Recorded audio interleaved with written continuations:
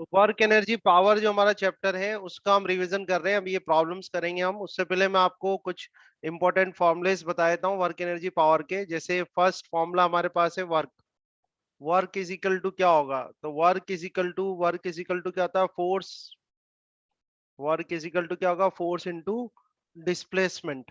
ठीक है, work is equal to होता है फोर्स इंटू डिस्प्लेसमेंट, है ना। अब इसको क्या लिख सकते हो आप? W is equal to F S. W is equal to F S, force into displacement.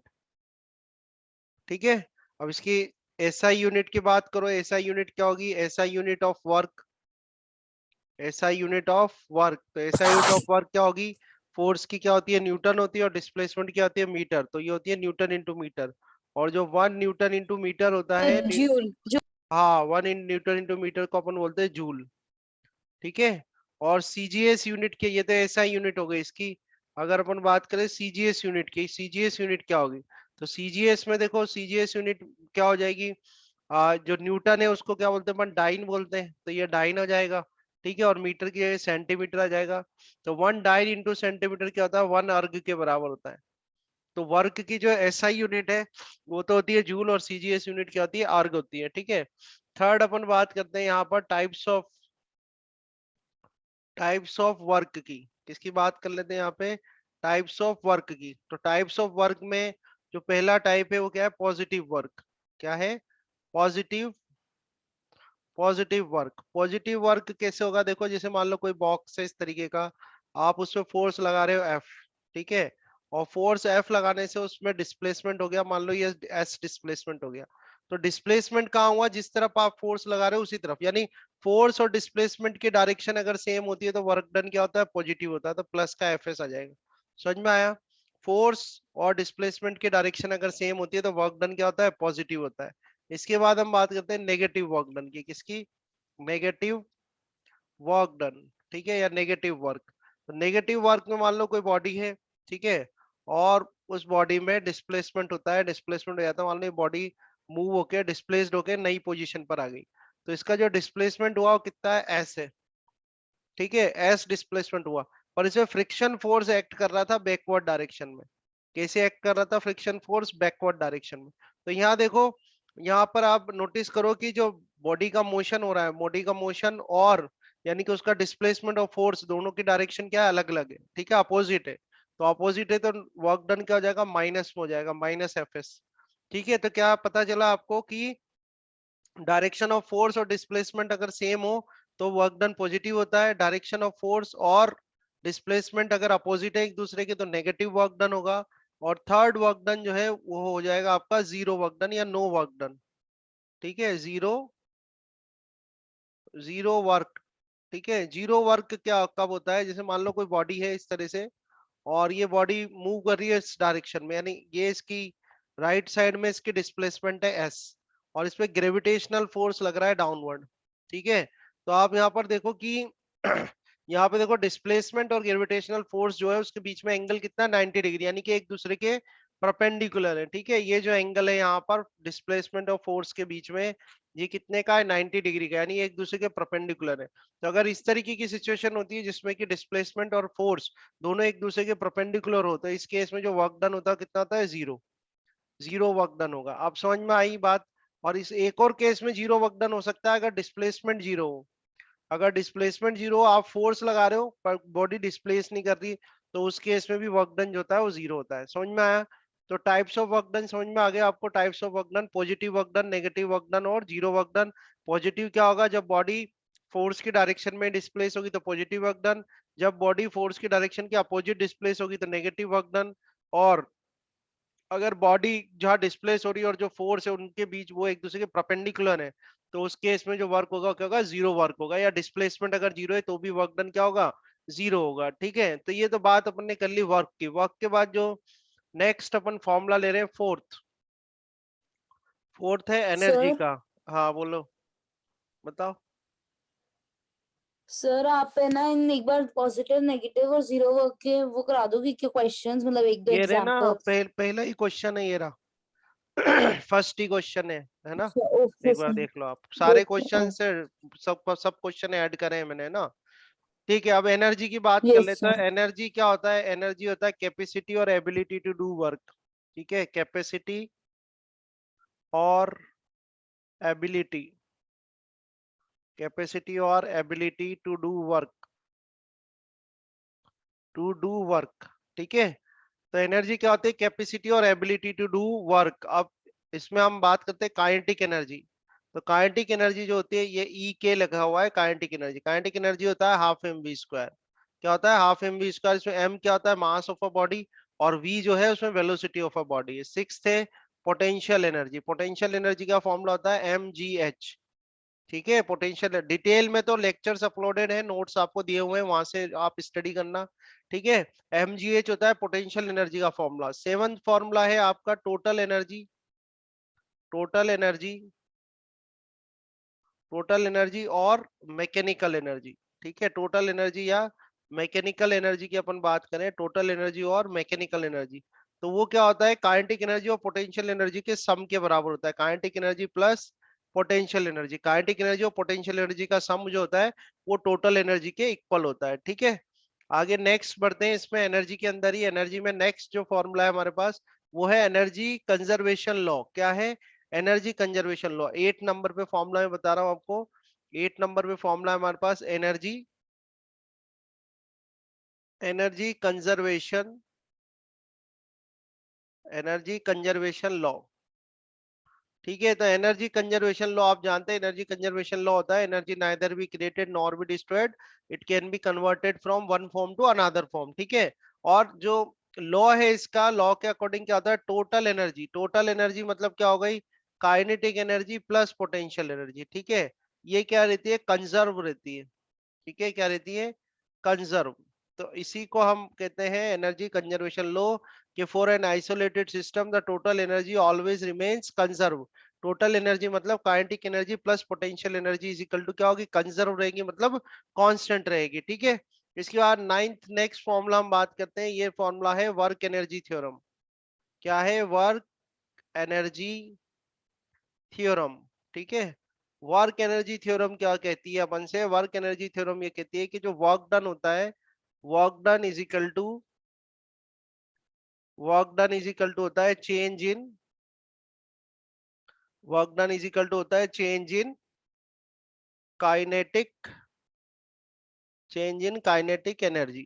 ठीक है, कोई भी बॉडी है, मान लो ये बॉडी है, यहाँ पर ये कोई बॉडी रखी थी, इस बॉडी पे आपने फोर्स लगाया, एफ फोर्स लगाया, है ना? अब एफ फोर्स लगाने से बॉडी डिस्प्लेस हो गई, डिस्प्लेस हो गई, ये कोई इसकी नई पोजीशन आ गई, है ना? एफ फोर्स आपने अप्लाई किया था, है ना?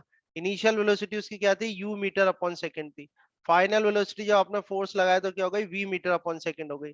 और ये बॉडी कितने इसमें डिस्प्लेसमेंट कितना हो गया? एस हो गया। ठीक है, तो वर्क डन आप निकाल सकते हो। वर्क डन क्या हो जाएगा? फोर्स इंटू डिस्प्लेसमेंट हो जाएगा। और चेंज इन काइनेटिक एनर्जी क्या हो जाएगी? काइनेटिक एनर्जी में अगर मैं चेंज निकालूं यहाँ पर, तो चेंज इन काइनेटिक एनर्जी अगर अपन लिखें यहाँ पे, देखो आप, if I right change in kinetic energy, तो चेंज इन काइनेटिक एनर्जी, तो चेंज इन काइनेटिक एनर्जी क्या होगा? Final kinetic energy minus initial kinetic energy. ठीक है, तो change in kinetic energy, final kinetic energy क्या हो जाएगा? 1/2 एम वी स्क्वायर, और ये आ जाएगा 1/2 एम यू स्क्वायर। ठीक है, फाइनल काइनेटिक एनर्जी में फाइनल वेलोसिटी आएगी, इनिशियल काइनेटिक एनर्जी में इनिशियल वेलोसिटी आएगी। तो ये जो चेंज इन काइनेटिक एनर्जी है किसके बराबर होती है? वर्क डन के बराबर होती है। तो ये आपको ध्यान रखना है, इसी को बोलते हैं वर्क एनर्जी थ्योरम।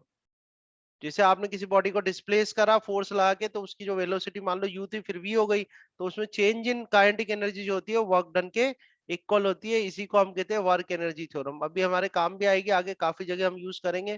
ठीक है, तो ये हो गया आपके पास work energy theorem. Work energy theorem के बाद 10th अपना फॉर्मूला आ जाता है, ये है पावर। ठीक है, पावर को कैसे डिफाइन करेंगे अपन? तो पावर जो होता है रेट ऑफ डूइंग वर्क। क्या होता है? Rate of doing work. ठीक है, रेट ऑफ डूइंग वर्क, या फिर आप क्या कह सकते हो, और rate of, rate of consumption, rate of consumption of energy. ठीक है, rate of consumption of energy, है ना? अब जैसे रेट ऑफ डूइंग वर्क, तो वर्क को तो अपन डब्ल्यू से बताते हैं। कंजप्शन, कंजप्शन ऑफ एनर्जी में लिखोगे तो एनर्जी को हम किससे बताते हैं? ई से शो करते हैं। ठीक है, तो अभी आप देखो, पावर का फॉर्मूला क्या लिख सकते हो आप, यू कैन राइट W/T और E/T, ठीक है, W/T या फिर E/T लिखते हैं, तो ये पावर का फॉर्मूला है, ठीक है। 12th अपन यहाँ पर ले लेते हैं इलेक्ट्रिकल एनर्जी। अगर इलेक्ट्रिकल एनर्जी हमें फाइंड आउट करनी है, इलेक्ट्रिकल एनर्जी, तो इलेक्ट्रिकल एनर्जी का जो फॉर्मूला आता है, देखो पावर इज इक्वल टू क्या आता है, electrical energy consume divide by time. तो यहाँ से इलेक्ट्रिकल एनर्जी का फॉर्मूला क्या आ जाएगा, इलेक्ट्रिकल एनर्जी का फॉर्मूला आ जाएगा पावर इनटू टाइम, ठीक है। ये इलेक्ट्रिकल एनर्जी का फॉर्मूला है, ठीक है। अब एनर्जी कोई सी भी हो, कोई सी भी एनर्जी हो, सबकी यूनिट सेम होती है, जूल ही होती है, एसआई यूनिट, ठीक है। पर इसकी एक और यूनिट होती है इलेक्ट्रिकल एनर्जी की, कमर्शियल यूनिट, वो होती है किलोवाट आवर। क्या होती है, किलोवाट आवर। और 1 किलोवाट आवर जो होता है वो 3.6 इंटू 10⁶ जूल के बराबर होता है, ठीक है। तो ये आपके फॉर्मुलेज हैं, ये सारे फॉर्मुलेज अप्लाई होंगे, मैं आपको शो भी करते जाऊंगा बार बार, ठीक है। अभी ये समझ में आया कि नहीं आया बताओ, क्लियर है, हो गए Yes, सारे sir. फॉर्मूले। Yes, अब sir. अपन जल्दी से क्वेश्चन कर लेते हैं, Yes, sir. क्वेश्चन, हाँ जल्दी जल्दी सर से हाँ बोलो। सर मैं यूं कह रही थी सर, जैसे अपना ग्रेविटेशन पूरा खत्म हो गया, हम्म तो अब जैसे अपना पूरा ग्रेविटेशन।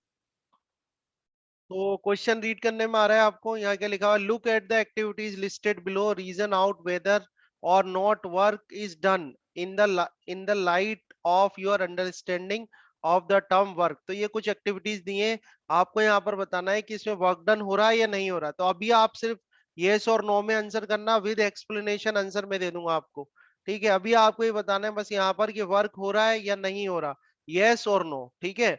तो पहले मैं बता दूं वर्क होता है क्या है, work is said to be done when a body is displaced in the direction of force. जब भी बॉडी फोर्स लगने की वजह से डिस्प्लेस होती है तो हम कहते हैं कि भाई वर्क हुआ है, ठीक है। तो आपको बस यहाँ पर ये एनालाइज करना है कि क्या फोर्स लग रहा है और बॉडी डिस्प्लेस हो रही है। जैसे फर्स्ट है Suma is swimming in a pond, so work यहाँ पर डन होगा या नहीं होगा, यस और नो, बोलो बेटा, जल्दी जल्दी आंसर करने हैं, अपन को बहुत सारे क्वेश्चन कवर करने हैं, बोलो जल्दी। सुमा सही इज है। Yes swimming in a sir, pool, yes हाँ सर, यस आएगा, yes very sir. Good. Explanation में दूंगा आपको, है ना। Yes. फिर ये a donkey is carrying a load on its back, yes और no, No, sir. No, no sir. आएगा नो यहाँ सर। पर, ठीक है, very good.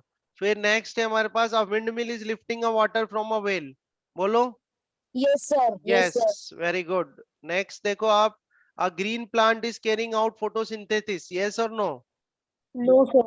No, No, no sir. Very sir, good, ठीक है। No sir. हाँ, An engine is pulling a train, yes or no? Yes sir, Yes, yes sir. Sir. Yes. Okay. Food grains are getting dried in the sun, yes or no? No No, sir, sir. No sir. No. Very good. Next, a sailboat is moving due to wind energy, yes or no? Yes, yes sir. Sir, yes sir. Yes. ठीक है, तो आपके सारे answer sir correct हैं। एक second रुको, आपके सारे आंसर करेक्ट हैं, पर एग्जाम में आता है तो आप आंसर कैसे करोगे, विद एक्सप्लेनेशन। तो मैंने यहाँ पर आंसर्स आपको दिए हुए हैं, ठीक है। तो जब ये नोट्स में शेयर करूंगा तो आप एक बार इन एक्सप्लेनेशन को आपको रीड कर लेना है, ठीक है। एक बार मैं रीड आउट करके बता रहा हूँ। जैसे फर्स्ट था अपना, Suma is swimming in a pond, Suma is doing work as she is able to move herself by applying force with the movement of her arms and legs in the water। तो सुमा क्या कर रही है, अपने हाथ और पांव से क्या कर रही है, फोर्स अप्लाई कर रही है वाटर पे, वाटर अप्लाई कर रहा है उस पे, उसी की वजह से वो स्विमिंग कर पा रही है, ठीक है। तो यहाँ पर वर्क डन होगा। अ donkey is carrying a load at its back, तो डोंकी ने अपना लोड कैरी करा हुआ है, पर लोड पर जो ग्रेविटेशनल फोर्स लग रहा है वो तो डाउनवर्ड लग रहा है, और डोंकी जो है वो फॉरवर्ड चल रहा है, तो उनके बीच में जो है फोर्स और डिस्प्लेसमेंट के बीच में जो है परपेंडिकुलर हो गए। तो अभी आपने स्टडी किया था कि परपेंडिकुलर, अगर फोर्स और डिस्प्लेसमेंट एक दूसरे के परपेंडिकुलर होते हैं तो वर्क डन क्या होता है, जीरो होता है, ठीक है। सो एक्सप्लेनेशन यहाँ पर है आपके पास, windmill is lifting water from a well and doing work against the gravity, ठीक है। तो यहाँ भी वर्क डन होगा। No force and displacement are present here, so work done is zero. किस केस में, green plant is carrying out photosynthesis, तो उसमें क्या है, no force and displacement are present here, so work done is zero, ठीक है। फिर आपके पास है, N engine is pulling a train, so during the pulling a train engine does the work against the friction and present between the railway track and wheels, तो यहाँ भी work done होगा। फिर food grains are getting dried in the sun, तो क्या, during the drying the grains there is no force as well as displacement is present, so no work is done. फिर last है sail boat का, sail boat is moving due to wind energy, so work is done by the wind as it moves the sail boat towards the direction of the force okay so इस case में work done होगा। तो with explanation यहाँ पर answer है, मैं notes आपके साथ शेयर करूंगा, उसमें आप अच्छे से रीड कर लेना। क्लियर है बात? ओके चले नेक्स्ट क्वेश्चन देखें। ठीक है चलो नेक्स्ट क्वेश्चन देखते Yes, हैं, क्वेश्चन नंबर 2। क्वेश्चन नंबर 2 में क्या करें देखो, an object thrown at a certain angle to the ground moves in a curved path and falls back to the ground. ठीक है, the initial and final points of the path of the object lie on the same horizontal line. What is the work done by the force of gravity on the object? ठीक है, आपको बताना है force of gravity ने कितना work done करा। तो एक बार और आपको अच्छे से एक्सप्लेन कर देता हूँ question. An object thrown at at a certain angle to the ground, ठीक है, to the ground moves a curved path and falls back to the ground, है ना। तो ग्राउंड पे किसी ऑब्जेक्ट को अपन ने थ्रो करा है, एक बार देख लेते हैं यहाँ पे।